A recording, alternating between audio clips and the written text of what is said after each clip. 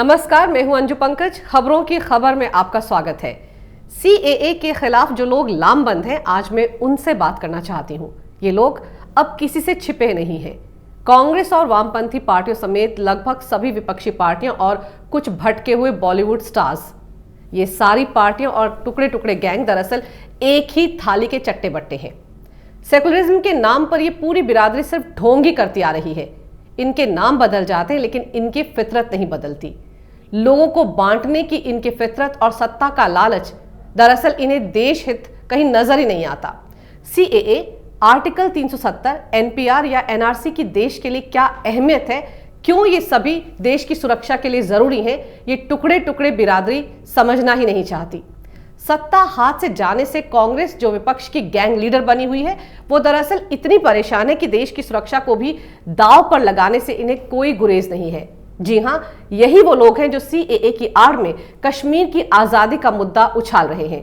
मैं कांग्रेस से पूछना चाहती हूं कि शाहीन बाग से आखिर उनका नाता क्या है। वहां जो तमाशा पिछले करीब 1.25 महीने से चल रहा है, आखिर उसमें उनका योगदान क्या है। वहां चल रहा प्रदर्शन दरअसल है किसके विरोध में? देश के विरोध में है, मोदी सरकार के विरोध में है, या फिर उन हिंदू, सिख, ईसाई, पारसी, जैन या बौद्ध धर्म के लोगों के खिलाफ है जो पाकिस्तान, अफगानिस्तान और बांग्लादेश में मुसलमानों के अत्याचार का शिकार हुए हैं और जिन्हें सिटीजन अमेंडमेंट एक्ट के लागू होने से भारत की नागरिकता मिलने का रास्ता साफ हो चुका है। अगर ये विरोध प्रदर्शन सीएए के खिलाफ है तो क्या ये मान लिया जाए कि वहां बैठे प्रदर्शनकारी कांग्रेस पार्टी और टुकड़े टुकड़े गैंग के लोग हिंदू, सिख, ईसाई, पारसी, जैन और बौद्ध धर्म के खिलाफ है? उनके दर्द से, उन पर पाकिस्तान, अफगानिस्तान और बांग्लादेश में हो रही ज्यादतियों से इनका कोई सरोकार नहीं?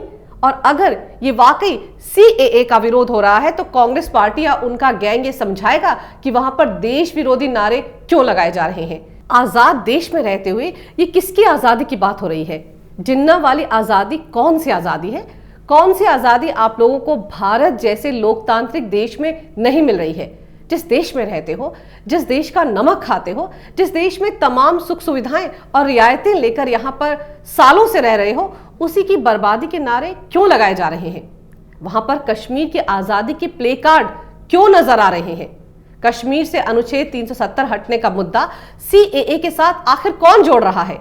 3 तलाक के मुद्दे पर अब भी कांग्रेस पार्टी मुसलमानों को क्यों बरगला रही है? संवैधानिक तरीके से पारित हुए कानून लागू होने से कांग्रेस के पेट में सबसे ज्यादा दर्द क्यों हो रहा है? जितने भी लोग अपना कामधाम छोड़कर शाहीन बाग में डेरा डाले हुए हैं, उनमें से किसी को पता भी है कि सीएए में आखिर है क्या? किन लोगों को भारत की नागरिकता मिल रही है? ये नागरिकता देने वाला कानून है, किसी की नागरिकता छीनने वाला कानून नहीं है। ये बात कांग्रेस और वामपंथी लोगों को क्यों समझाएंगे? ये लोग इस कानून के बारे में जितने नासमझ रहेंगे, इन पार्टियों का उतना ही फायदा होगा। कांग्रेस की दुकान तो आजादी के बाद से मुसलमानों को बेवकूफ बनाकर ही चलती आ रही है। अभी तक सत्ता हाथ से कोसों दूर हो चुकी है कांग्रेस से। पार्टी में बस एक ही परिवार की चलती है। घूम फिरकर उसी परिवार के लोग पार्टी के अध्यक्ष बनते आ रहे हैं कितने सालों से। अब कांग्रेस इन लोगों को ये तो बताएगी नहीं कि ये कानून सिर्फ उन लोगों के लिए है जो पाकिस्तान, अफगानिस्तान और बांग्लादेश में माइनॉरिटी में है, यानी अल्पसंख्यक है, जिनकी तादाद 1947 से लगातार कम होती जा रही है इन देशों में। और कौन लोग हैं इन देशों में अल्पसंख्यक, ये भी आप जानते हैं, पूरी दुनिया भी जानती है। ये तीनों देश इस्लामिक देश है, जहां के संविधान में लिखा हुआ है कि वो इस्लामिक देश है। वहां पर इन 6 धर्मों के लोगों के साथ कितना अन्याय और अत्याचार हो रहा है, धर्म के नाम पर कितनी ज्यादती हो रही है, इनकी जिंदगी नर्क बन चुकी है। ये सब आपको ना पता हो, ये कैसे हो सकता है? पूरी दुनिया जानती है कि इन तीनों देशों की हकीकत क्या है। अब इन देशों में अत्याचार के शिकार लोगों को भारत में पनाह देना क्या कोई गुनाह है? अगर आप सेकुलर हैं तो इन 6 धर्म के लोगों के साथ खड़े होना क्या कोई गुनाह है? इनके सालों से चले आ रहे दुख दर्द पर मरहम लगाना क्या कोई गुनाह है? और कांग्रेस सेकुलर होने का ढिंडोरा पीटती है तो फिर इन 6 धर्म के लोगों के साथ इतना बैर क्यों? सिर्फ मुसलमानों की ही पैरवी आखिर कांग्रेस क्यों करती है? ये सिलेक्टिव सेक्युलर आखिर क्यों? वो तो देश की हमारी महान मुस्लिम बिरादरी है जिन्हें सिर्फ मोदी और आरएसएस ही नजर आते हैं। वरना आज तक तो किसी ने कांग्रेस से ये नहीं पूछा कि 50 साल तक आपने देश पर राज किया और ये भी नहीं तय कर पाए कि अल्पसंख्यक होता कौन है। अभी सुप्रीम कोर्ट में मामला चल रहा है। अगर फैसला आ गया कि मुस्लिम अल्पसंख्यक नहीं है बल्कि दूसरी सबसे बड़ी बहुसंख्यक बिरादरी है, तो ये जो आंटियां शाहीन बाग में बैठी हुई हैं वो क्या करेंगी? फिर क्या कोर्ट के खिलाफ भी वो मोर्चा खोलेंगी? और मोर्चा खोलने पर याद आया कि देश के मुसलमान आजादी के बाद किसी भी आंदोलन का हिस्सा कभी नहीं रहे, चाहे वो जेपी का आंदोलन हो या फिर अन्ना हजारे का। इतना ही नहीं, इनसे यह भी पूछना चाहिए कि शाहीन बाग की भीड़ तब कहां थी जब 1984 में पूरे देश में सिख दंगे हुए थे। तब क्या कांग्रेसी कार्यकर्ता देश में सेकुलरिज्म को बचाने के लिए दिन दहाड़े कत्लेआम कर रहे थे? हजारों सिखों को जिंदा जला दिया गया था। सत्ताधारी कांग्रेस पार्टी की शय पर मौत का तांडव खेला गया था। तब ये सूडो सेक्युलर बिरादरी कहां छिपी हुई थी? तब तो इनके बुद्धिजीवी वर्ग को भी शायद दीमक लग गई थी। तब ये लोग कहां थे जब 1990 में कश्मीर में मुसलमानों ने कश्मीरी हिंदुओं पर अत्याचार की सारी हदें लांघ दी थी, जब 30,000 से ज्यादा कश्मीरी महिलाओं, बच्चों और पुरुषों को बेरहमी से मौत के घाट उतार दिया गया था? तब ये लोग क्या सो रहे थे? तब अवार्ड वापसी गैंग क्या कर रहा था? ये लुटियन मीडिया वाले कहां थे? तब उनका सो कॉल्ड जमीर क्या तेल बेचने गया था? तब ये बिरादरी कहां थी जब 2002 में गोधरा में ट्रेन की बोगी में आग लगाई गई थी? अयोध्या से आ रहे 54 कार सेवकों को जिंदा जला दिया गया था। तब कहां थे ये सारे ढोंगी सेकुलर लोग जब 65 साल की शाहबानो को सुप्रीम कोर्ट से मिले न्याय पर राजीव सरकार ने संसद में बट्टा लगा दिया था? तब कहां थे ये सारे लोग? तब उस मुस्लिम महिला के साथ इतना बड़ा अन्याय हो गया और ये पूरी बिरादरी चुपचाप तमाशा देखती रही। तब इनका मुस्लिम प्रेम सिर्फ पुरुषों के साथ ही था क्या? मुसलमान जब मुस्लिम महिलाओं पर 3 तलाक के नाम पर अत्याचार कर रहे थे, तब उनके हक के लिए शाहीन बाग क्यों पैदा नहीं हुए? तब चौराहों पर इस तरह का नाच क्यों नहीं किया गया? तब इन वामपंथियों की नींद क्यों नहीं जागी? जब पाकिस्तान में हजारों लड़कियों को अगवा कर उनका धर्म परिवर्तित कर उनका निकाह करवाया जा रहा है, तब ये लोग कुछ क्यों नहीं बोलते? क्या इनका सेकुलर प्रेम सिर्फ मुसलमानों तक ही सीमित है? बाकी धर्मों से इन्हें कोई लेना देना नहीं है? अगर सीएए में मुसलमानों को जगह नहीं दी गई है तो ये कानून सेकुलर नहीं है। आपको इस देश में सिर्फ मुसलमान ही नजर आते हैं। और अब जब बाकायदा संवैधानिक तरीके से कानून बनाकर नागरिकता देने का फैसला हो चुका है, तो कांग्रेस और वामपंथियों को इतनी मिर्ची क्यों लग गई है? इंसानियत के नाते अगर मोदी सरकार ने दोनों सदनों में बहस करवाकर वोटिंग के जरिए इस कानून से जुड़ा बिल पास करवाया, तो ये असंवैधानिक कैसे हुआ? लाखों पीड़ित परिवार जो सालों से भारत में पनाह लिए हुए हैं, शरणार्थी की जिंदगी जीने को मजबूर हैं, सालों से रिफ्यूजी कैंप में रह रहे हैं, ना इन्हें कोई काम देता है, ना इनके बच्चे स्कूलों में पढ़ाई कर सकते हैं, ना इन्हें वोट देने का अधिकार है। अगर इंसानियत के नाते इन लोगों की मदद के लिए मोदी सरकार ने ये कदम उठाया, तो इसमें बुराई क्या है? क्या कांग्रेस भूल गई कि 1947 के बाद से ये कांग्रेस की ही मांग थी? जवाहरलाल नेहरू के वक्त में भी और उसके बाद के कई कांग्रेसी प्रधानमंत्रियों ने भी ये मांग उठाई थी। पूर्व प्रधानमंत्री मनमोहन सिंह ने भी इंसानियत के नाते इन लोगों को नागरिकता देने की बात कही थी सदन में, लेकिन वोट बैंक के चलते ये मांग कभी सिरे चढ़ा ही नहीं पाई कांग्रेस।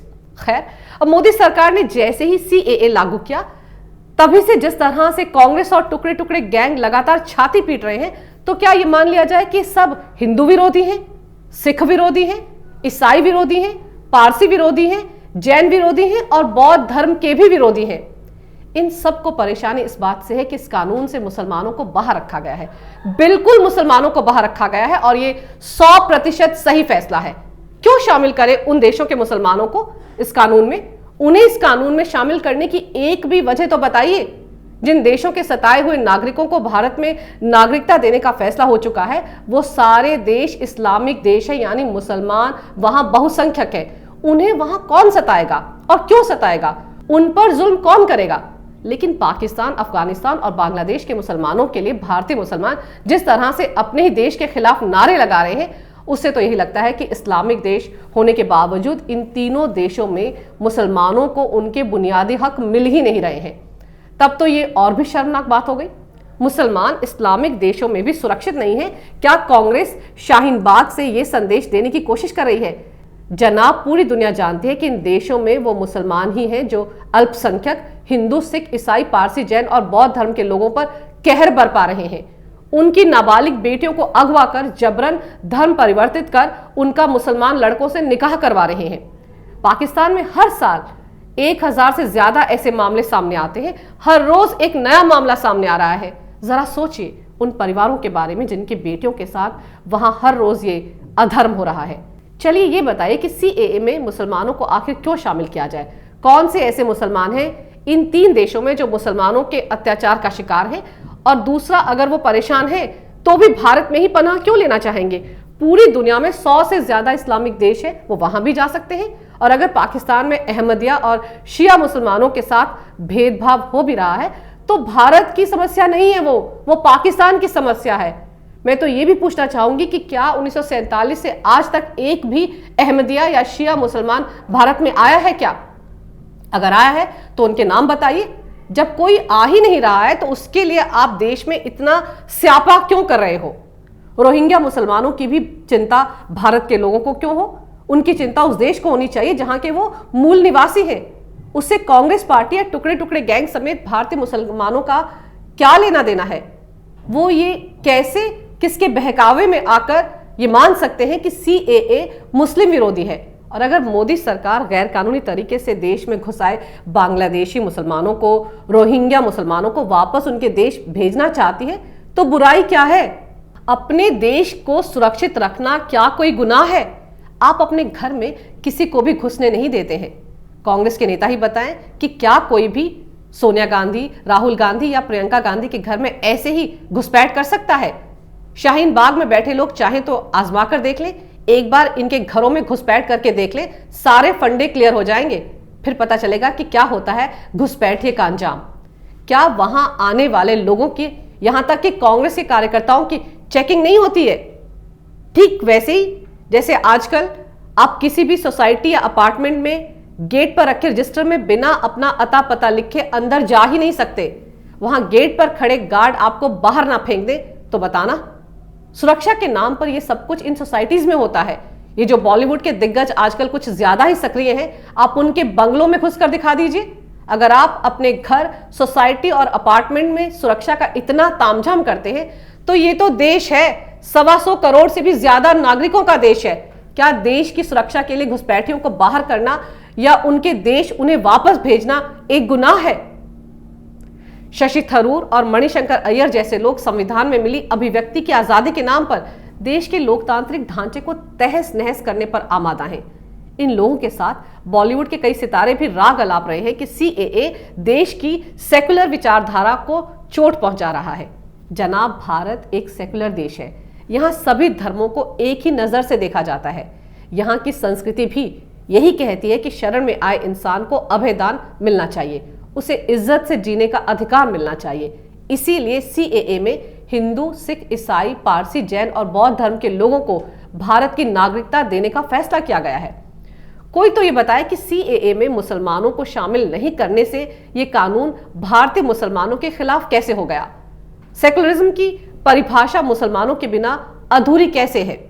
अगर आपको मेरा ये वीडियो अच्छा लगे तो कृपया इसे लाइक करें, शेयर करें और हमारे चैनल को सब्सक्राइब करें। देखते रहिए कैपिटल टीवी। अगर आपको हमारा वीडियो पसंद आया हो तो इसे लाइक करें, हमारे चैनल को सब्सक्राइब करें और हाँ, बेल आइकन दबाना ना भूलें ताकि आप तक हमारे वीडियो की नोटिफिकेशन पहुंचती रहे। आप अपना सुझाव हमें कमेंट बॉक्स में दे सकते हैं। हमारे साथ जुड़ने के लिए शुक्रिया।